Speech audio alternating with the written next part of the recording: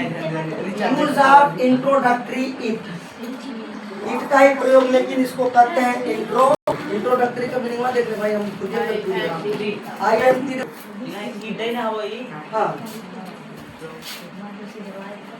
भाववाचक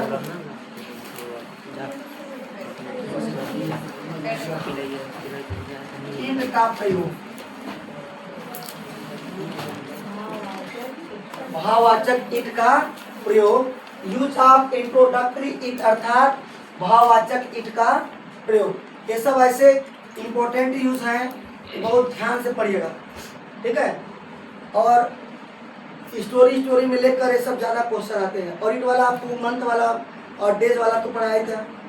जैसे आज रविवार है ना, जनवरी का महीना है, बता देना आज रविवार है, इट इज संडे, ठीक है, लिखिएगा तुम्हारे इसमें। इंट्रोडक्टरी इट का प्रयोग, डेफिनेशन लिखिएगा। भाववाचक भाव, हाँ यार भाववाचक इट का प्रयोग लिखिएगा। इंट्रोडक्टरी इट का प्रयोग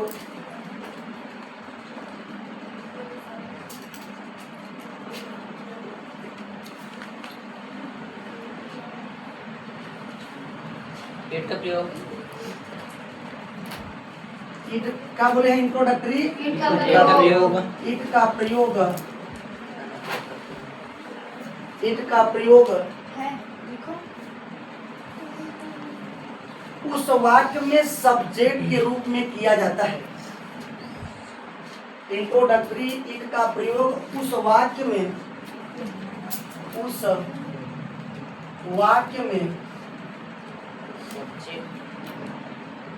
सब्जेक्ट के रूप में किया जाता है, जो हमें नई जानकारी देता है, जो हमें नई जानकारी देता है, ठीक है। इंट्रोडक्टरी इट का प्रयोग उस वाक्य में रूप सजी में ना, इंट्रोडक्टरी इट का प्रयोग उस वाक्य में सब्जेक्ट के रूप में किया जाता है, जो हमें नई जानकारी देता है। जैसे आप कहे कि आज रविवार है, ये क्या है, नई आपको जानकारी दे रहा है आज क्या है, रविवार। ऐसी बहुत सी वाक्य है जो आपको मिलेगा, थोड़ा सा और लिख लीजिएगा इसमें, बोले सर जी, लिखो, लिखिए। हाँ बोलिए। इट नोट में लिखिएगा, नोट,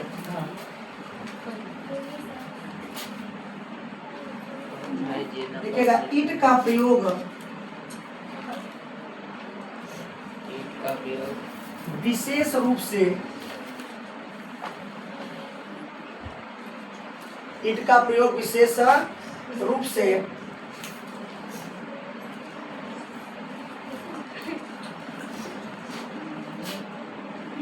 टाइम, डेट, डिस्टेंस मतलब क्या होता है, दूरी ना, टाइम मतलब समय, डेट मतलब दिनांक, डिस्टेंस मतलब दूरी, वेदर मीन्स क्या होता है भाई, वेदर मीन्स मौसम, वेदर मीन्स मौसम।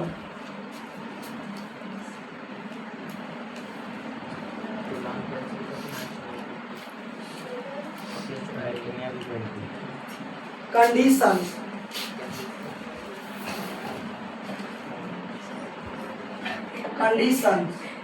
नेचर,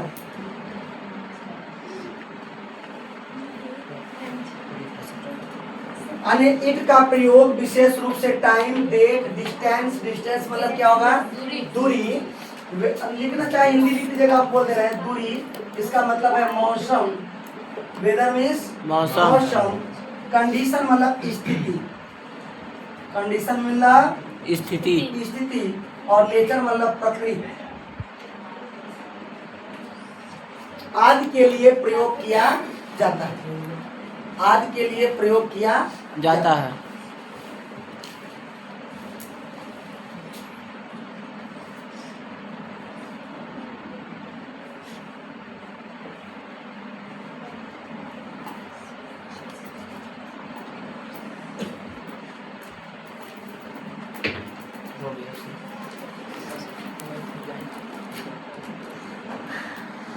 विशेष रूप से टाइम, जब कहीं टाइम बताएंगे घड़ी में, जैसे कभी कहते हैं मेरे घड़ी में 4:15 बजे हैं, मेरे घड़ी में 5 बजे हैं, मेरे घड़ी में 5:30 बजे हैं। जो भी आप टाइम किसी को बताते हैं, अवगत कराते हैं, तो टाइम के अर्थ में हम लोग किसका प्रयोग करेंगे? कर्ता के रूप में ईट का प्रयोग करेंगे। डेट, जब कभी को दिनांक बताते हैं तब पर भी हम किसका प्रयोग करते हैं? डेट, ईट का। डिस्टेंस मतलब दूरी, जैसे कहे मोहन का घर 10 किलोमीटर है, मेरा घर 10 किलोमीटर है, तो भी किसका प्रयोग करेंगे? कर्ता के रूप में ईट का प्रयोग करेंगे। वेदर, मौसम, जैसे आप कहें आज मौसम बड़ा क्या है? सुहावना है, आज मौसम बहुत गर्म है, आज मौसम बहुत ठंड है, तब पर भी कर्ता के रूप में किसका प्रयोग करेंगे? ईट का। कंडीशन, स्थिति, कभी कभी इस स्थिति में सब कुछ आता है, जैसे मौसम का स्थिति बता रहे हैं, अपनी स्थिति बता रहे हैं, कुछ ऐसी घटनाएं होती हैं जो स्थिति को प्रेजेंट करती हैं, तो वहाँ पर भी हम कर्ता के रूप में ईट का प्रयोग करते हैं। कभी नेचर, प्रकृति, कभी कभी हम प्रकृति का वर्णन करते हैं कि जैसे वन, जंगल या वर्षा को लेकर प्राकृतिक जो भी वर्णन करते हैं, तो वहाँ पर भी हम कर्ता के रूप में किसका प्रयोग करेंगे? ईट का। अनेक कुल मिला के कहने का मतलब है इतने अर्थों में कर्ता मतलब वो सब्जेक्ट, जो सब्जेक्ट रूप में इंट्रोडक्टरी ईट का प्रयोग किया जाएगा। चलिए एग्जाम्पल करो सर। मेरे अब टाइम डाल लीजिएगा ईट वाले में, क्या तक वाला ईट डाले थे ना, टाइम डाले थे ना? Yes sir. तो टाइम वाले कट में दे दीजिएगा। जब कभी हम टाइम मतलब क्या होता है? समय। जब हम किसी को समय बताते हैं अपनी, ठीक है, जैसे आप कहें कि मेरे घड़ी में, मेरे घड़ी में 12 बजे हैं। मेरे घड़ी में कितना बजे भाई? 12 बजे। देखिए sir.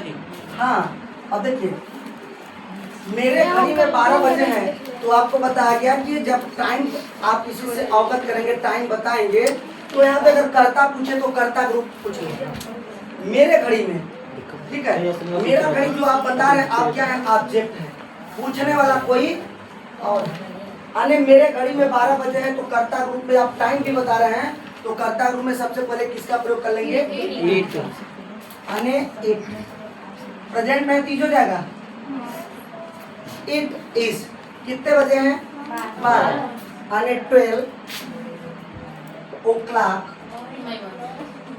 yellow secret in my watch, ठीक है।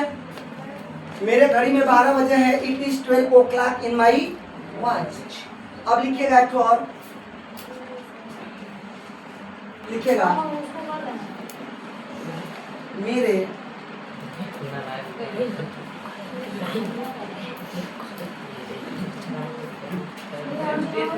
घर में, मेरे घड़ी में अब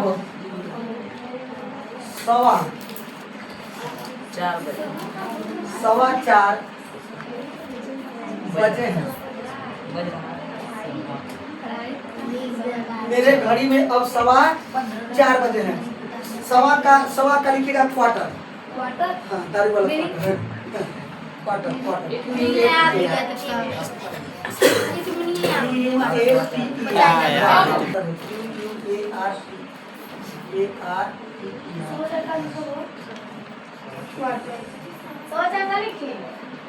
हाँ क्वार्टर पास्ट, हो गया। 4 क्वार्टर पास्ट हो जाएगा, हो गया। आगे 4 करके बस हो गया, क्वार्टर पास्ट हो गया, बना है।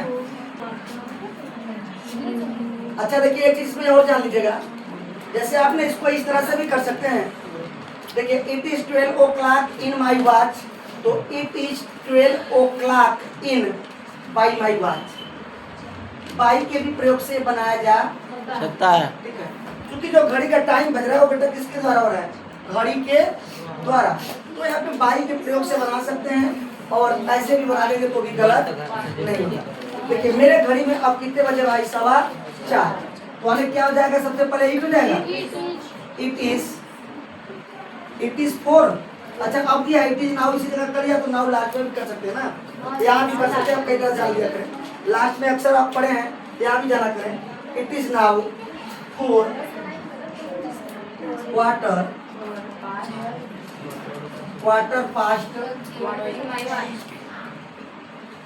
quarter past by my watch। Sir ये और भी बनाओ है। सर ये और भी बनाओ है। हमने वाला बनाया है। कैसा बनाओ? जो हमने बनाया उसमें का भी बना दीजिए। नाउ बिजनेस काट के हो रहे नहीं बस। हां। हो गया तो बना लीजिए, उसमें क्या दिक्कत है? कोई दिक्कत है क्या? स्वतंत्र है, तो वैसे ही पढ़ा था तो बताता रहता। स्वतंत्र है, आप वहाँ भी प्रयोग कर सकते हैं, कोई दिक्कत नहीं। और Q4 कर देंगे तो भी सही है। बाई माई वॉच, या बाई नहीं किया आप इन कर दिए तो भी कभी गलत मत देगा ना। हाँ इन कर देंगे तो भी कोई दिक्कत नहीं। ठीक है, आगे लिखिएगा। एक आप और तो फिर आगे बढ़े। बस नहीं, बाकी आप समय का लिख। कभी के 12 बज चुके हैं। कभी के 12 बज चुके हैं। अब यहाँ पे देखिएगा, चुका चुकी जान के प्रेजेंट परफेक्ट में जाइएगा। मतलब देखिए भाई जो बता रहा है, जैसे कोई पूछा क्या बज रहा है, हम बताया कि इसमें 6 बज रहा होगा, किसी से कोई बोल दिया नहीं सर कभी को 6 बज चुका है। जी सर 5:25 कभी का सर जो है कि क्या बज चुका है 6। तो बोलने की जो आपको स्थिति बताया, जो बोलने की स्थिति और चुका चुकी भले है, लेकिन जो आप टाइम बता रहे हैं वो तो प्रेजेंट ही बता रहे हैं ना। मतलब कुछ ही समय पहले की बात, कभी के वहाँ पे हाइड नहीं, बल्कि simple present is M R. देखिए कभी के 12 बज चुके हैं तो इट इज हो जाएगा, it is 12 o'clock। It is कभी के मतलब जो समय था बीता वो बहुत लंबा हो चुका है ना। इट इज लॉन्ग हाँ सर लांग लांग ही दो। It is long 12 o'clock। 12 o'clock। It is long 12 o'clock। कभी के बाद ठीक है। ए भाई नहीं हो, देखो समझो, कभी के 12 बज चुके हैं मतलब 12 बजे 2 घंटा बीत चुका बा, समय ज्यादा हो चुका बा, इसीलिए किसका प्रयोग किया है? लॉन्ग।